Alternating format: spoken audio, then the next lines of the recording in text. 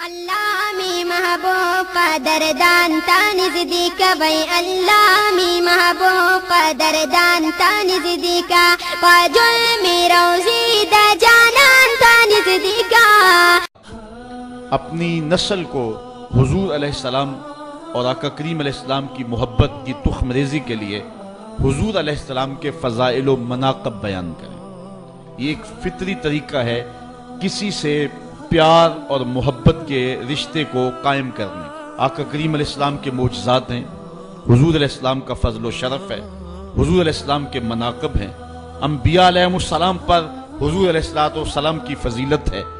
حضور علیہ السلام کو جو شان اور خصوصیات عطا کی گئی ہیں، ان خصوصیات کو امت کے نوجوانوں کے سامنے، نئی نسل کے سامنے رکھیں گے تو اس کا لازمی نتیجہ یہ ہے کہ نئی نسل کے سینے میں حضور علیہ السلام کا پیار پیدا ہوگا. میں اختلاف کا مزاج نہیں رکھتا، لیکن سچی بات اگر تکلیف کا سبب بھی ہو تو یہ ایک امر آخر ہے. بات اصول کی ہے کہ اگر یہ بحث چھڑی جائے کہ نبی دیوار کے پیچھے بھی نہیں جانتا تو مجھے بتاؤ کہ نسل نو کے سینے میں نبی کا پیار پیدا ہوگا؟ آج کی نسل آج نہیں تو ہم سے کل سوال کرے گی. سائنس تو زمین کی تہ میں چھپے ہوئے معدنیات بھی دیکھ لیتی ہے. پہاڑوں کی رگوں میں سونا کتنے فیصد پایا جا رہا ہے، جدید زمانے میں یہ بھی دیکھا جاتا ہے. سمندر کی تہ میں موتی اور گھونگے کس سائز میں ہیں تو جدید سائنس سے یہ بھی ممکن ہو گیا ہے کہ اس سائز کو بھی دیکھ لیا جاتا ہے. معدنیات کہاں اور کتنے پائے جاتے ہیں، یہ ایک انسانی عروج ہے اور انسانی باغپن ہے. جب انسانی نظر کا کمال اور انسانی دوربین کی رسائی پہاڑوں کی رگوں تک ہو گئی ہے اور زمین کی تہوں تک انسان پہنچ گیا ہے تو کیا نبی دیوار کے پیچھے بھی نہیں جانتا؟ یہ بے بسی کی کہانی نہیں ہے تو اور کیا ہے. نئی نسل کو بتانا پڑے گا. یہ کسی نے اپنے دور میں اندھیرے میں بیٹھ کے لکھ دیا، حقیقت ایسی نہیں ہے. نبی تو نبی رہا. نبی کا غلام حضرت عمر منبر پہ بیٹھا ہے، نہامد میں جنگ ہو رہی ہے، 1 مہینے کی مسافت ہے. حضرت ساریہ امیر لشکر ہیں، راستے میں دیوار کیا کئی پہاڑ کھڑے ہیں. حضرت ساریہ آگے بڑھ کے جوش میں حملہ کرنے لگے. دشمن پیچھے سے آ کے جو ہے وہ حملہ آور ہونے لگا. حضرت عمر خطبہ دے رہے تھے، رہا نہ گیا. یہیں سے بولے یا ساریہ الجبل، اے ساریہ پہاڑ کو نہیں چھوڑنا. یہ شان ہے خدمت گاروں کی، سرکار کا عالم کیا ہو. یہ تو نبی کے غلام کی نگاہوں کا عالم ہے کہ وہ پہاڑوں کے پیچھے دیکھ رہا ہے، تو جو نبی ہے اس کی شان کا عالم کیا ہوگا. تو اگر اپنی اولاد کو اس طرح کے مسئلے بتائیں گے اور اس طرح کی باتیں بیان کریں گے تو وہ حضور کی ذات سے دور ہوں گے، حضور سے قریب نہیں ہوں گے. بات اختلاف کی نہیں، اصول کی ہے. آج کی اس انسانی عروج کی اور انسانی کمال کی اور مادی ترقی کے اس زمانے میں اگر یہ کہا جائے کہ نبی کسی چیز کا اختیار نہیں رکھتا تو یہ کتنی عجیب سی بات ہے. آج تو انسان زمین کی تنابیں تھام چکا ہے.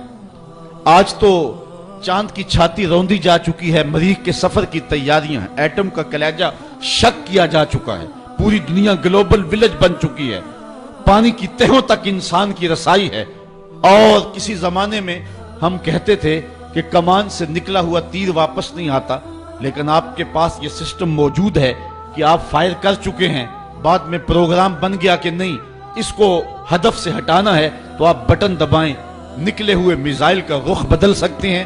اس کو راستے میں توڑنا چاہیں تو توڑ سکتے ہیں. یہ انسانی دسترس اور انسانی اختیار کی دل آویز کہانی ہے کہ انسان نے سورج کی شعاؤں کو مسخر کر لیا، زمین کی تنابیں تھام لی اور دھرتی کا کلیجہ اس کے ہاتھ میں ہے اور وہ آنے واحد کے اندر کہاں سے کہاں تک جا رہا ہے. ہوائیں اس کی قید میں ہیں، فضائیں اس کی دسترس میں ہیں. جب انسان نے یہ مادی ترقی قائم کر لی تو کیا نبی کسی چیز کا اختیار نہیں رکھتا؟ یہ کتنی عجیب اور بے تک کی بات ہے. نبی کے اختیار کی کہانی سننی ہے تو آؤ نبی کی عظمتوں کو دیکھیں. نبی انگلی اٹھائے چاند کے ٹکڑے ہو جائیں، سورج پلٹ کے اثر کے وقت پہ آ جائے اور سڑیاں کو جوراں اگا جان دائے اور پتھراں نو کلمے پڑھا جان دائے. قطرے کو سمندر، ذرے کو ستارہ کرتے ہیں، کونین کو خم آ جاتا ہے جب زلف سمارا کرتے ہیں.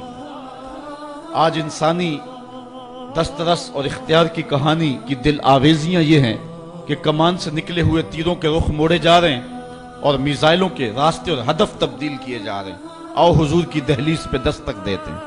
حضرت عبداللہ ابن عباس روایت کرتے ہیں، باب المعجزات مشکات اٹھائیں، فرماتے ہیں کہ ایک شخص حضور کی خدمت میں حاضر ہوتا ہے، وہ بدو عرض کرتا ہے کہ حضور اگر حاضل از یہ کھجور کا پکا ہوا خوشہ آپ اس کو اشارہ کریں اور یہ ٹوٹ کے آپ کی جھولی میں آ گرے تو میں آپ کو اللہ کا نبی مان لوں۔ حضور نے فرمایا تب تم مان لو گے؟ اس نے کہا انکار کی گنجائش نہیں رہے گی۔ حضور اشارہ کرتے ہیں، گچھا ٹوٹ کے جھولی میں آ گرتا ہے، ادھر گچھا پہنچتا ہے، ادھر اس کے لبوں پہ کلمہ جاری ہو جاتا ہے۔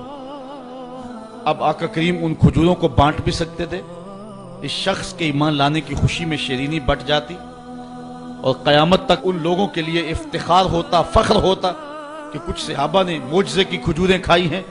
لیکن آقا کریم علیہ السلام جانتے تھے قیامت کے قرب میں تیروں کے رخ موڑے جائیں گے اور انسانی کمال اور اختیار کی کہانی یوں دل آویز ہوگی۔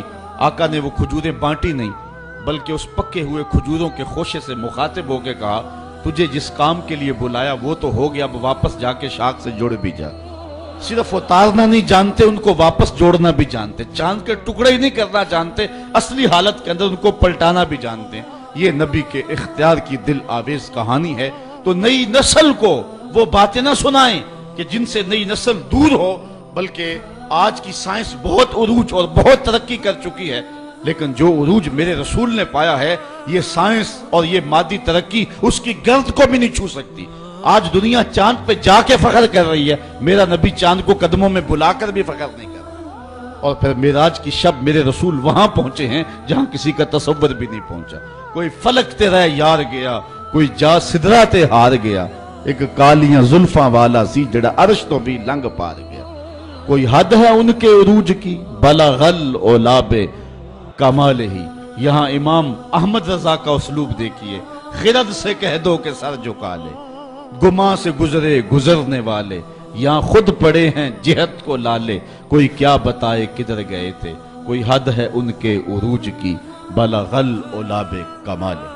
تو نسل نو کو حضور کا پیار دینے کے لیے آقا کریم کے فضائل و مناقب بیان کرنے پڑیں گے۔ ایک اور ذریعہ یہ ہے کہ اپنی نئی نسل کو حضور علیہ السلام کی سیرت بیان کریں، اور اس کا لازمی نتیجہ یہ ہے کہ ان کے دل میں حضور علیہ السلام کے لیے، صاحب سیرت کے لیے پیار کے جذبے پیدا ہوں گے۔ آقا کریم علیہ السلام کو جو حسن صورت دیا گیا ہے اس کا جواب نہیں ہے، لیکن جو حسن سیرت دیا گیا ہے اس کا بھی جواب نہیں ہے۔ اللہ تعالیٰ جل شانہ نے اپنے محبوب کے خلق کی خود تعریف کرتے ہوئے فرمایا وَإِنَّكَ لَعَلَىٰ خُلُقٍ عَظِيمٍ، محبوب تو عظیم خلق کا مالک ہے۔ تو جس کے خلق کو رب نے بھی عظیم کہا ہے وہ سیرت کے کس اونچے درجے پہ گامزن ہوگا۔ اس لیے اپنی نئی نسل کو اس عنوان کے ساتھ آگاہی دے کر کے اپنی نئی نسل کو حضور کی محبت کی طرف بلایا جائے گا۔ اللہ می محبوب قدردان تا نزدیک بھئی، اللہ می محبوب قدردان تا نزدیک، پا جل می روزی در